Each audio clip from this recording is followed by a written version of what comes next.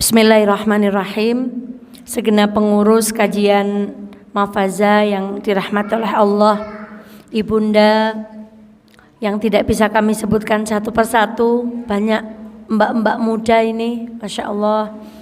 Kalau yang tua datang pengajian itu, kalau wartawan sudah tidak masuk berita, Bu. Maaf yang sudah tua-tua, karena memang sudah semestinya kalau sudah tua itu perginya ke pengajian, ke majelis taklim, ke tempat baca Quran. Tapi kalau ada anak-anak muda hari ini datang ke majelis pengajian, kalau ada wartawan mereka yang masuk surat kabar, karena anak-anak muda itu masih ya begitu, Masya Allah. Maka luar biasa, semoga mbak-mbak yang muda-muda ini yang datang belum berjodoh, semoga dijodohkan oleh Allah dengan laki-laki yang soleh, amin.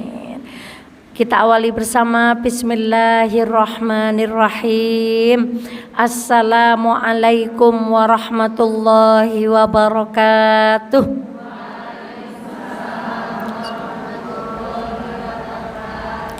Alhamdulillahi rabbil alamin. Alhamdulillahilladzi la ya'til hasanata illa minhu.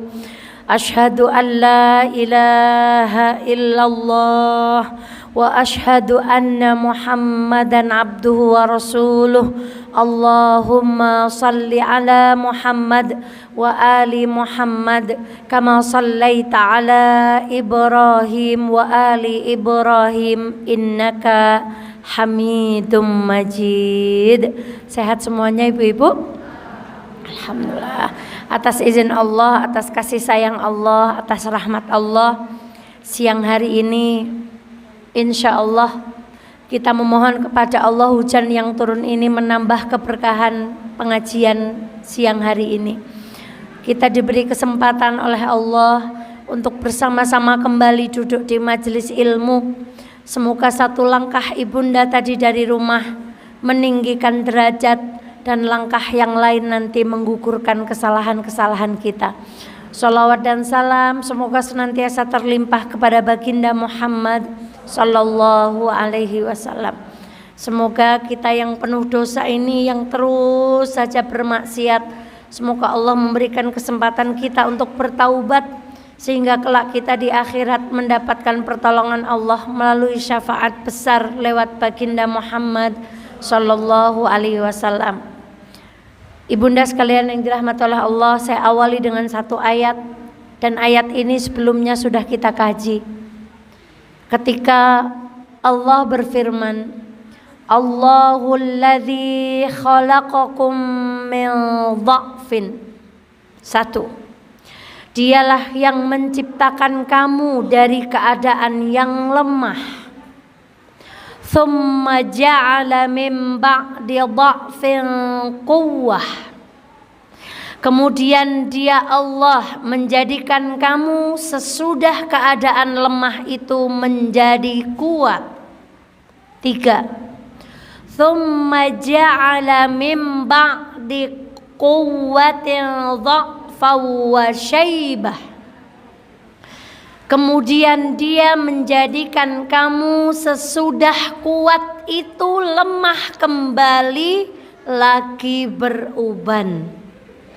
Yakhluqu ma yasha' wa huwal alimul qadir. Dia menciptakan apa yang dikehendakinya, dan Dialah Allah yang maha mengetahui lagi maha kuasa. Ada tiga keadaan. Satu, lemah. Nomor dua, kuat. Yang ketiga, satu keadaan dihimpit dua kelemahan.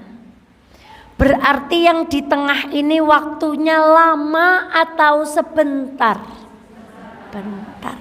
Terbatas atau tidak terbatas? Terbatas.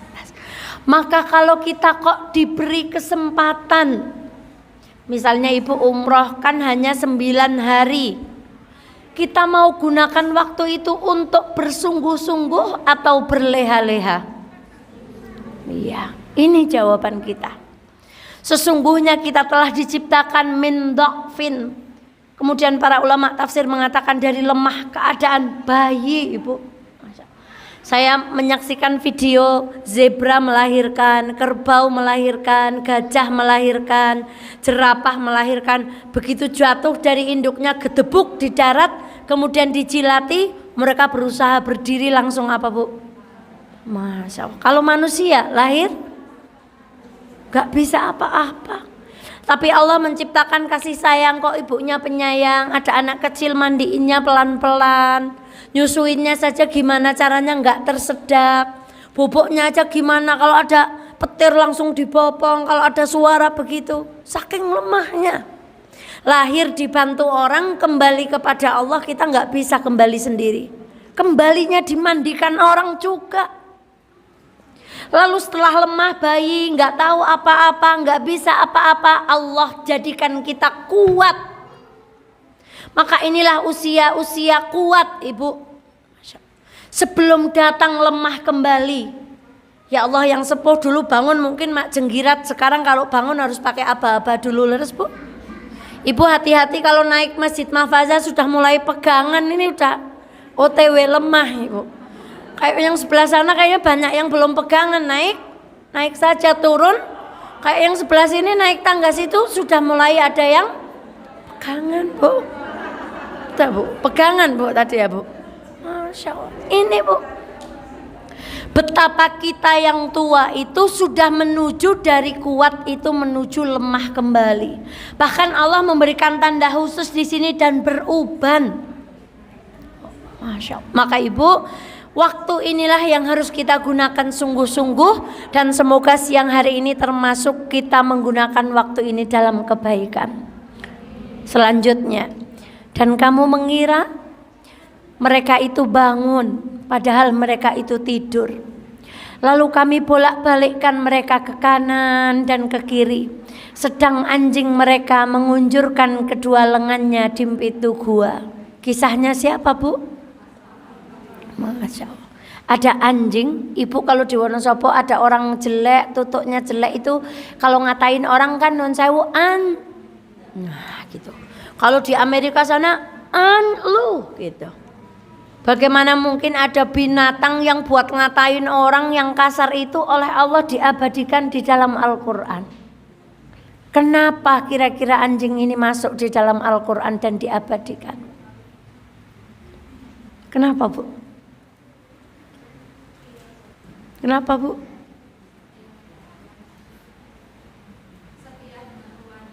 Setia dengan tuannya, betul. Yang lain?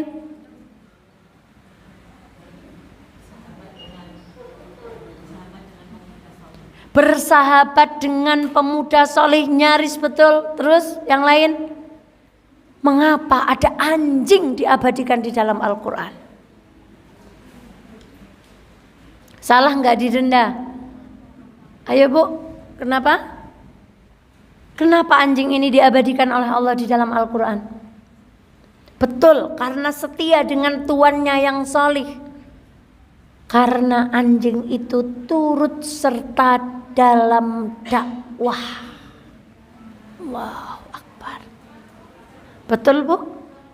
Pemuda ini lari dari tempat tinggalnya, mempertahankan tauhidnya kepada Allah. Lalu anjing ini ikut, gak ngapa-ngapain, duduk di depan gua, kakinya ditelunjurkan, dan anjing ini diabadikan atas izin Allah di dalam Al-Quran karena ikut serta dalam.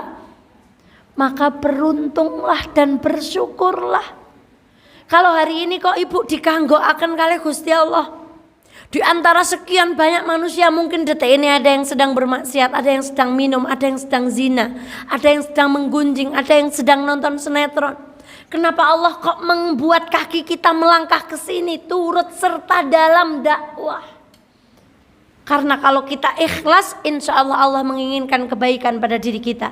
Dan lihat doanya. Ketika Nabi Ibrahim berdoa, Rabbi habli hukma wa alhiqni bis-salihin. Doa yang kedua. Mari kita baca bersama. Wahid itsnain tsalatsa. Waj'al li lisana sidqin fil akhir. Apa artinya?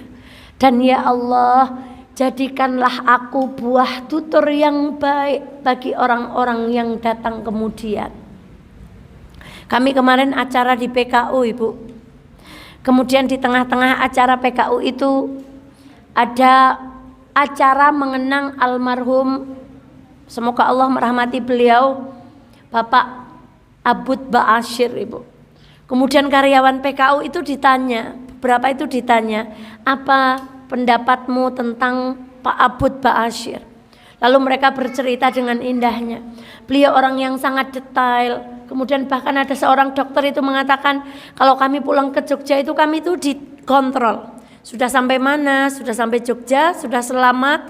Kemudian ada seorang dokter lagi mengatakan, Pak Abud adalah orang yang sangat memuliakan wanita. Masya Allah. Pak Abud adalah orang yang sangat memperhatikan perkara-perkara yang sangat detail. Tangan beliau itu sering begini, kata salah satu karyawan PKU itu. Beliau memastikan semua keadaan itu oke. Ibu, ini kenapa kita hadir di sini, Ibu? Waj'al li lisana sidqin fil akhirin. Kita ingin ketika kita mati nanti orang bercerita yang baik-baik tentang kita.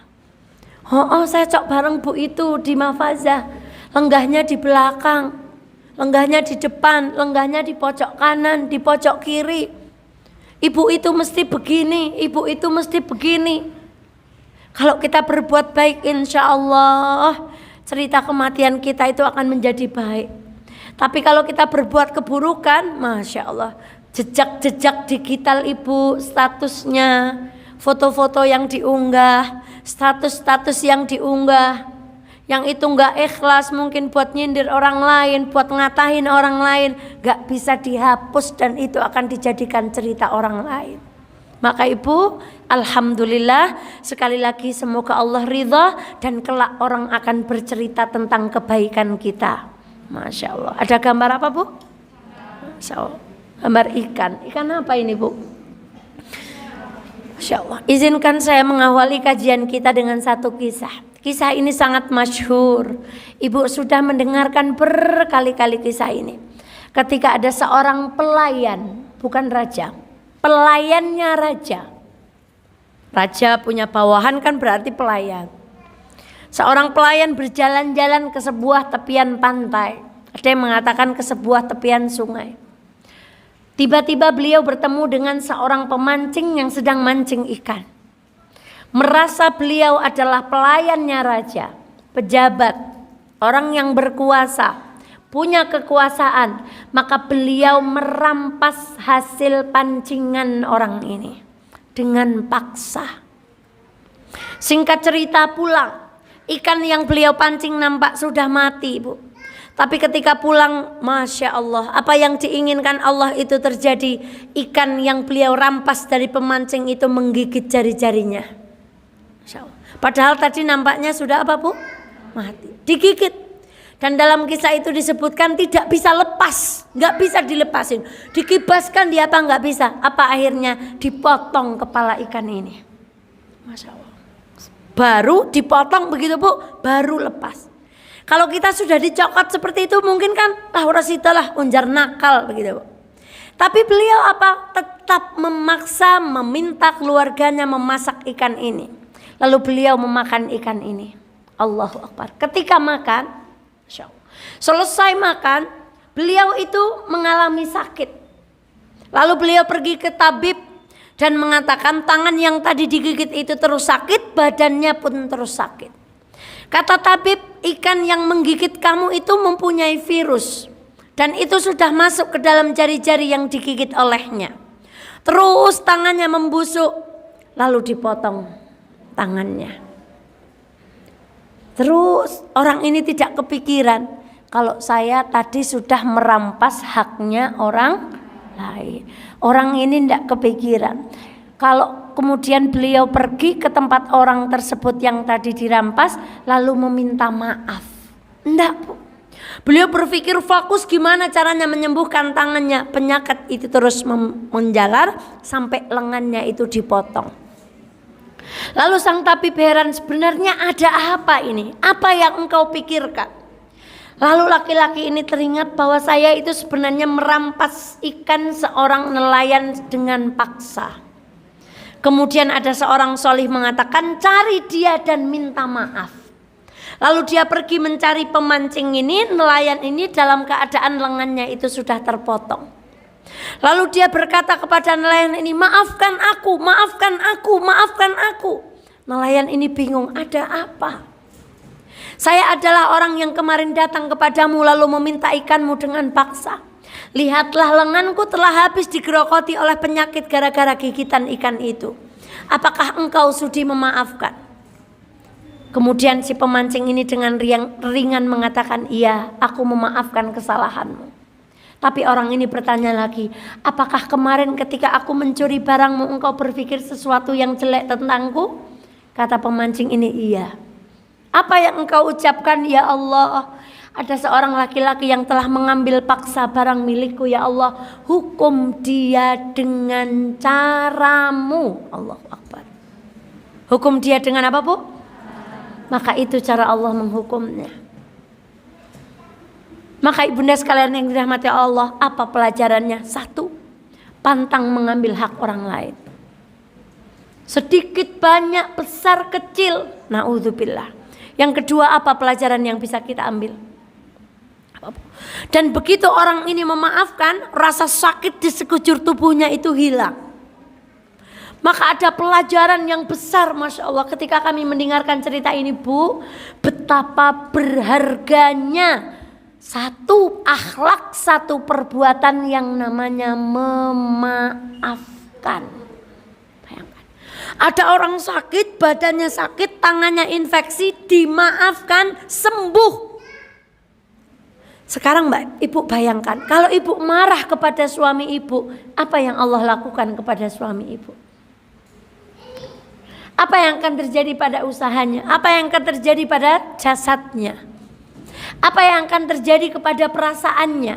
Kalau Ibu marah dan saya sampai nyepatani kepada anak-anak, apa yang akan terjadi pada anak-anak kita? Maka maafkan.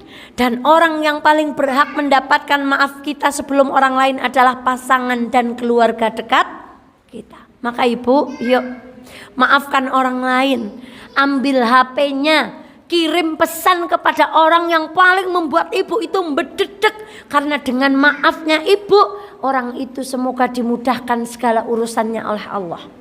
Dan ketika Ibu memaafkan, kebaikannya bukan hanya jatuh kepada yang memaafkan, tapi kepada siapa? Masya Allah. Ini cerita tentang pelayan. Tapi siang hari ini Mbak Eva ingin berkisah tentang pelayan yang luar biasa, yang diabadikan oleh Allah di dalam Al-Quran. Bahkan Allah mengatakan kisahnya adalah kisah yang paling indah. Dialah Nabi Yusuf alaihi salam, nabi yang paling pokoknya paling ingat, nabi yang paling ganteng. Nama-nama surat di dalam Al-Quran 1, 2, 3, 4, 5, 6, mulai meleret 7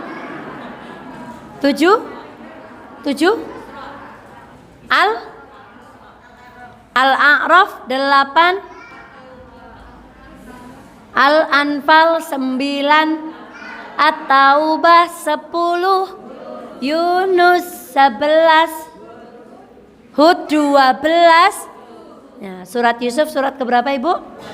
Mari, tadi sudah kami pesankan untuk membawa Al-Quran. Silahkan buka surat ke-12, yaitu surat Yusuf. Allahu Akbar. Bismillahirrahmanirrahim. Sudah ketemu? Ya. Cepat mana buka WA sama buka Quran? Cepat mana Bu? Kalau disuruh nyari belum dibocori surat Yusuf surat ke-12, mana gurung bolak-balik. Cari surat Yusuf, carinya di belakang atau carinya di depan. Masya Allah, lebih cepat cari notifikasi di HP daripada cari ayat Quran. Sudah ketemu? Surat Yusuf Makiyah atau Madaniyah?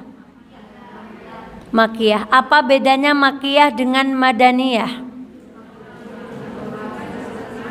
Nah, angkat tangan. Makkiyah adalah surat yang turun sebelum Nabi hijrah. Selama ini di otak kita tersetting surat yang turun di Mekah. Yang betul surat yang turun sebelum Nabi hijrah. Sedangkan Madaniyah adalah surat yang turun setelah. Masya Allah, ternyata Yusuf ini turunnya sebelum Nabi hijrah. Dan kata para ulama, surat ini turun ketika Nabi kehilangan paman dan istrinya. Itulah yang disebut dengan Amul Huzni, tahun kesedihan, di mana Rasulullah kehilangan paman yang bentengi, paman yang sangat beliau sayang. Dan paman ini tidak bisa ikut bersama Rasulullah Shallallahu Alaihi Wasallam kelak di surga. Karena ketika pamannya itu menjelang sakaratul maut, Nabi datang, ayo paman bersyahadatlah supaya kelak Allah bisa menolongmu dengan syahadat itu. Pembesar-pembesar Quraisy yang lain berkata, hei jangan, apakah kamu akan meninggalkan agama nenek moyangmu? Lalu pamannya Nabi meninggal dalam keadaan musyrik. Dan beliau mendapatkan siksa api neraka yang paling ringan. Apa itu siksa api yang paling ringan? Terompah neraka dipakaikan, lalu isi kepala kita mendidih. Itulah siksa api yang paling ringan. Paman yang membela beliau, yang jagani beliau, yang merawat beliau. Lalu beliau tidak hanya kehilangan pamannya, tapi kehilangan istrinya. Perempuan yang beriman pertama kali. Tidak mudah menjadi Khadijah, Ibu. Di saat orang lain berkata dusta, pembohong, penipu, Khadijah berkata saya percaya. Seluruh harta Khadijah digunakan untuk dakwahnya baginda Muhammad SAW. Istri yang menenangkan. Bahkan ketika Rasulullah Shallallahu Alaihi Wasallam mengenang Khadijah, ketika Aisyah cemburu, Rasulullah berkata tidak ada yang mampu menggantikan Khadijah di dalam hatiku. Rasulullah terus setiap menyembelih kambing, Rasulullah sisakan dagingnya untuk teman-teman Khadijah. Rasulullah begitu memuliakan teman-teman dan saudaranya Khadijah karena saking cintanya Rasulullah Shallallahu Alaihi Wasallam kepada Khadijah. Lalu turun. Dan ketika kita mau mengkaji tentang surat Yusuf, di dalamnya itu Masya Allah hiburan buat orang-orang yang bersedih, Ibu. Maka ibunda sekalian yang dirahmati oleh Allah, lihat pada surat Yusuf ayat ke-7 Allah berfirman, laqad kana fi Yusuf wa ikhwayhi ayatul lisailin. Artinya sesungguhnya ada beberapa tanda-tanda kekuasaan Allah pada kisah Yusuf dan saudara-saudaranya bagi orang-orang yang bertanya. Dan lihat ayat pertama. Kemudian kita masuk langsung kepada ayat ketiga. Nahnu naqussu 'alaika ahsanal qasasi bima auhayna ilaik. Jadi ketika kita ditanya Nabi Yusuf itu nabi yang gimana toh, tampan betul. Nabi Yusuf adalah nabi yang punya cerita paling bagus. Dan yang mengatakan cerita Nabi Yusuf paling bagus adalah Allah. Ahsanal qasas. Ibu pernah lihat apa itu film Pakistan, anak yang gak punya sepatu kemudian makainya gantian. Kita sudah nangisnya seperti apa. Kemudian ibu zaman dahulu boleh gak nonton film Titanic? Boleh dulu, ya kan? Nontonnya dulu. Betapa ibu terkagum-kagum jarene kue film terromantis. Ketika dulu ada film India Kuci-Kuci apa kayak Hotahe. Betapa boomingnya waktu itu film Jurassic Park dan seterusnya. Mau dia dapat award, mau dia dapat apa dari Asosiasi Film Internasional, kisah terbaik kata Allah adalah salah satu kisah Nabi Allah yang bernama Yusuf. Dijamin. Jadi kita nggak bisa ngarang kisah yang lebih baik. Ini sudah paling cakep. sampai jadi obat kesedihan baginda Muhammad sallallahu alaihi wasallam. Maka kenapa Rasulullah ketika ke Taif di Balang Batu diusir, padahal jarak antara Mekah ke Taif itu 70 kilo. Ibu pernah ngaji di mana jalan kaki 70 kilo, Bu? Kita kena hujan kayak gini saja sudah ini ujian luar biasa buat orang ngaji siang sama sore ini. Hujannya luar biasa. Rasulullah berjalan dari Mekah ke Taif 70 kilo berharap mendapatkan hiburan di kota Taif. Tapi ternyata ketika ke kota Taif diusir. Dan ketika Rasulullah Shallallahu Alaihi Wasallam memaafkan penduduk Taif, Rasulullah ingat bagaimana Yusuf memaafkan saudara-saudaranya. Bagaimana tidak dahsyat kisah ini. Maka ketika kita membaca, Masya Allah, idh qala Yusufu li abih, ya abati inni ra'aitu ahada asyara kawkaba wa syamsa wal qamara ra'aituhum li sajidin. Berawal dari sebuah mimpi kisah ini, Bu. Masya Allah. Ibu, mimpinya apa, Bu? Mimpi itu karakternya seseorang. Jadi kalau kita itu memasukkan ke dalam otak dan hati kita, mimpinya begini. Mimpi punya rumah bagus, kendaraan yang nyaman, lemari yang bagus, sepatu yang nyaman, itulah karakter kita. Mimpi loh, Bu. Tapi kalau hari ini kita mimpi, ya Allah saya bermimpi. Ya Allah kita semuanya bermimpi besok lapangan yang becek itu insya Allah kita paving, Bu. Bahkan kemarin kami bersama Lazismu dan PKU Muhammadiyah itu kita semuanya punya rencana membebaskan 1 hektar lahan untuk pemakaman kita semuanya. Masya Allah, Bu. Kenapa yang demikian harus kita jadikan mimpi? Rasulullah itu pernah lewat kuburan orang musyrik dan Rasulullah berkata, mereka terhalang dan terakhirkan mendapatkan kebaikan 3 kali Rasulullah. Lalu ketika Rasulullah lewat kuburan mukmin, Rasulullah mengatakan mereka mendapatkan kebaikan. Hadis ini menjadikan dalil dasar dilarangnya kuburan bercampur antara muslim dengan non-muslim. Maka ibu harus punya cita-cita dari sekarang. Sekarang Nun Sewu kuburan sudah penuh seperti itu, Bu. Maka kita ini mau kemana? Ibu kalau mau jahit baju desain dengan detail, kancingnya begini ya, depannya begini ya, pinggangnya begini ya. Ibu kalau bikin rumah ngundang desain arsitek. Kenapa kita tidak mendesain kematian kita dengan baik? Salah satunya dengan menyiapkan rumah masa depan kita, yaitu liang lahat. Itu mimpi. Kemudian kita mimpi, ya Allah saya pingine ada salah seorang di sini, ayo mendirikan yang namanya bengkel sholat, Bu. Orang itu takbirnya, sujudnya dari Allahumma ba'id atau kabura. Itu betul dan ngerti artinya sampai salam. Selain bengkel sholat, bengkel Quran, belajar dari A sampai Ya. Kita nggak usah jauh-jauh dulu, yang pokok-pokok itu dipelajari dulu. Itu mimpi. Mimpi punya bengkel Quran, punya mimpi bengkel sholat. Mimpi ada pemakaman khusus muslim. Jangan bayangkan seperti pemakaman yang 1 miliar itu enggak, Bu. Tapi yang kita jamin 1 khusus muslim. 2, penyelenggaraan jenazah itu sesuai dengan apa yang dituntunkan oleh baginda Muhammad Allah. Mulai dari talqin, mengkafani, memandikan. Bahkan kalau tempatnya jauh, rumah sakit PKU itu memiliki namanya tim husnul khotimah lengkap dengan kendaraannya. Dan apa, Bu? Betapa adab-adab di kuburan itu tidak diperhatikan. Masuk kubur pada pakai sendal. Ayo.